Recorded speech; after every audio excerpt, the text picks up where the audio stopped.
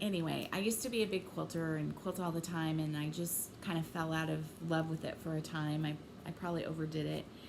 And I've recently, between Vana Quilting again and Pam Ormsby, Stitching Between the Lines, does a lot of beautiful quilting. Daleen, so grateful. Oh, she's always showing some really beautiful quilt.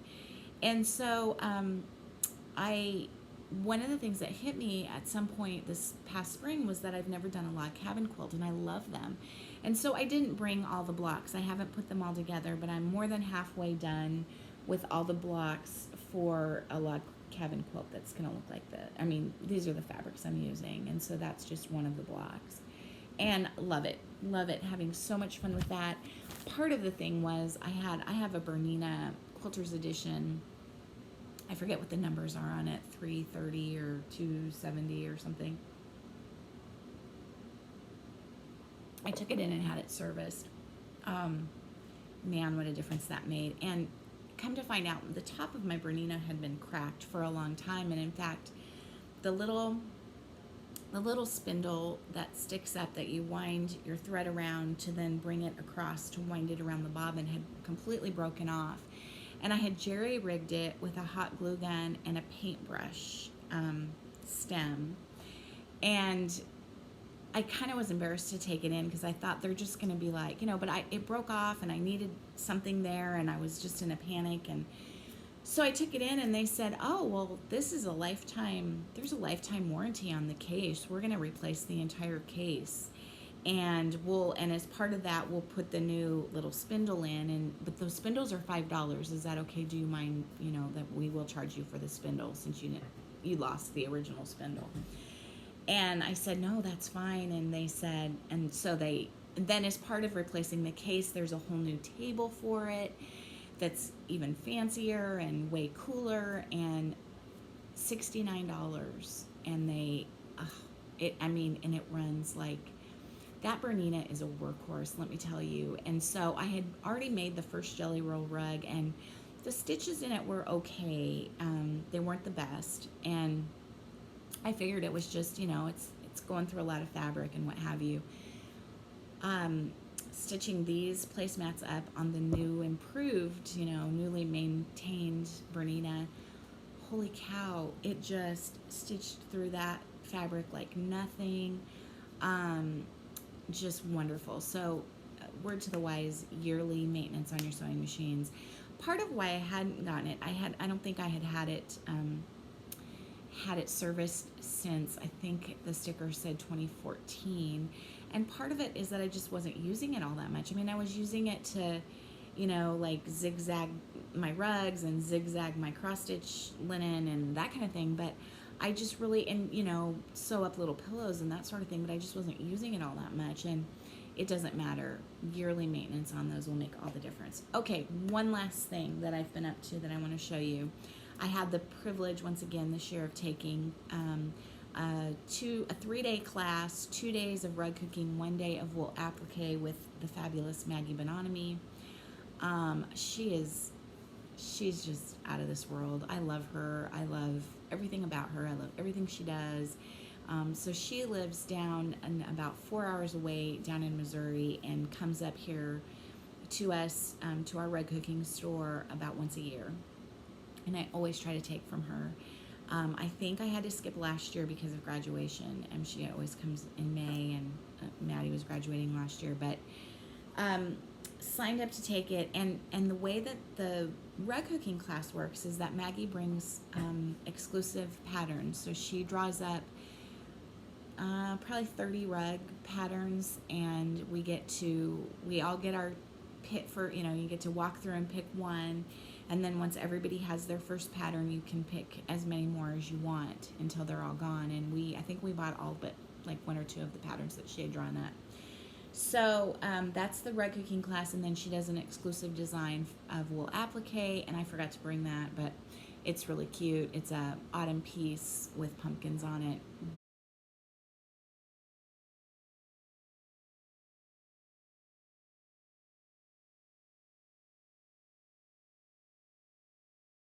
Beautiful, using Janice's wool, which is, I'm sorry, the best wool anywhere. And so I want to show you the rug that I started, and we'll shortly finish. Now, keep in mind, this rug has a little different feel to it.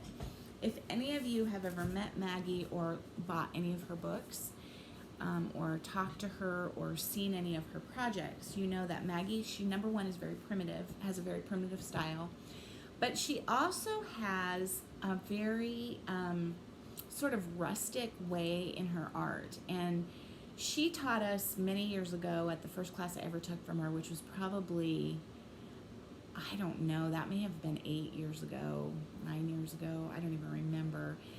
But she taught us about tearing our wool, and instead of using a cutter where all of your strips are exactly the same size, she taught us to cut 1-inch strips, or tear 1-inch strips, and then cut those down the center to get about a 1/2-inch strip.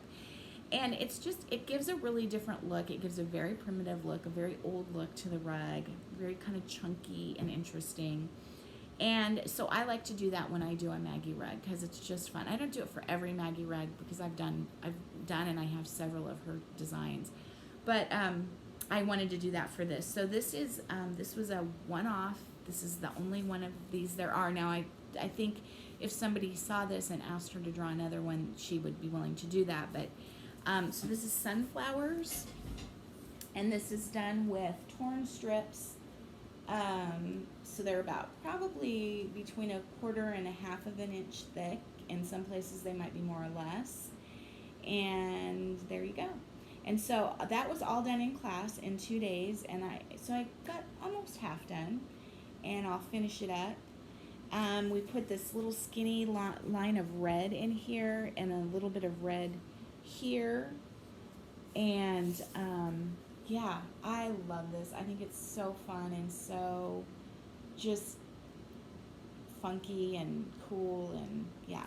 And so Maggie helps you pick all the wool, and just gives you suggestions, and she's awesome. She's so much fun, and she's super laid back. It was a really fun class. Everybody was nice and happy, and yeah, it was a lot of fun. So I need to spend some time working on that. So I think that's it. This was probably a hot mess, and I'm really sorry. But oh well, it was what it is what it is, I guess. Let's see if there's anything else to tell you, because now this video is only 7 minutes, and I always feel like I'm cheating you if I don't talk for the full 15.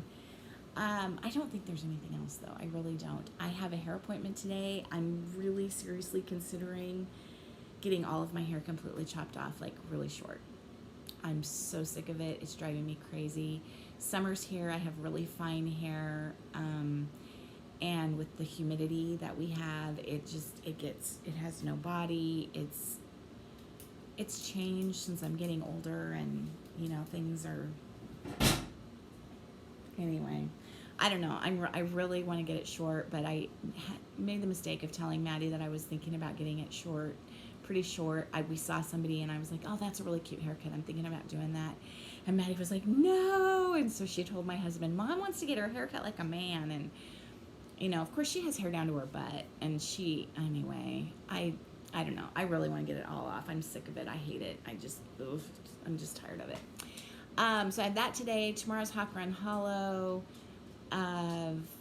Friday will be rug cooking day, and Saturday I hope we can go to the farmer's market. I've really been into going to the farmer's market this year since we can't plant. Not that we would have vegetables at this point in time anyway, but it's just... it's so disheartening to me that I can't grow my own vegetables this year, and it'll be so much less work. I mean, it'll be so much less work, but it's just so sad to me that we can't grow our own vegetables. And so, yeah, I already have blooms on my tomato plants though, so that's good. And I think we'll have lots of tomatoes this year, and that'll be good. But yeah. Anyway, I'm just blabbering. I will let you guys go. I hope everybody's well. Hopefully the weather will calm down and the storms will calm down. I saw an article that Australia is getting hit with massive snow, like more than, like it usually doesn't snow there. It can, but it doesn't snow a whole lot, and I guess they're having horrible snow. It's just one thing after another. Maddie is going to study abroad second semester next year in Australia for 4 months, and so right outside of Sydney. So I'm like, great, something else for me to worry about. That's all, you guys. Have a great day. I'll talk to you soon. Bye.